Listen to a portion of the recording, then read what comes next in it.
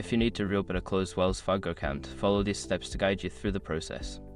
Make sure you have all necessary information ready before starting. Step 1. Gather your information. Collect all relevant information related to your closed account, including your account number, social security number, and any identification documents. This will help expedite the process. Step 2. Contact customer service. Call Wells Fargo's customer service at 1-800-869-3000-5557 or visit the local branch. Explain your situation and express your desire to reopen your closed account.